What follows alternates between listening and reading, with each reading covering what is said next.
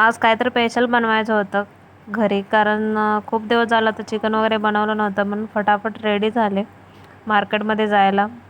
कारण मला चिकन पण घेऊन यायचं होतं आणि खूप साऱ्या भाज्या पण घेऊन यायच्या होत्या, म्हणून निघाले मग मार्केटमध्ये.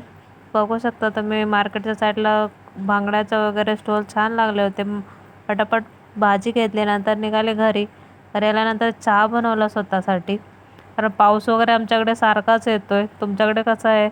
कारण 2 दिवस बंद होतो, परत चालू होतं जसा आहे तसा. यावेळी पासूनच पाऊस जास्त आहे. मी आट्यावाले बिस्किट खाते, कारण मैद्यावाल्या बिस्किटचा प्रॉब्लेम होतं, हे थोडं कमी गोड असतात. त्यानंतर मी टी व्ही बघत होते, तोपर्यंत मिस्टर आले. नंतर मी चिकन बनवायला घेतलं. चिकन पूर्णपणे साफ करून घेतलं, 2-3 वेळा पाण्यातून धुवून घेतलं. मीठ वगैरे, लाल मिरची वगैरे, धनिया पावडर आणि हळद आणि थोडंसं दही घालून मी मॅरिनेट करून ठेवलं.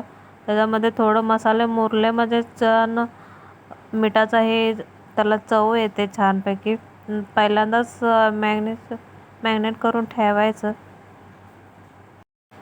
तुम्ही बघू शकता मी दही जास्त करून यूज करते, कारण मसाल्यामधलं चिकन कसं रात्रीच्या टायमाला ॲसिडिटी करतो, खोबऱ्यावाल्याचं चिकन.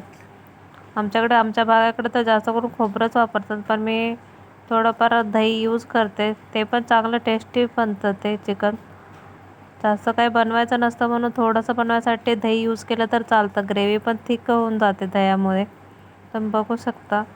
जास्त करून तिखट बनवत नाही, कारण आमच्यात तिखट कोण करत नाही. सर्व केलं सगळ्यांसाठी.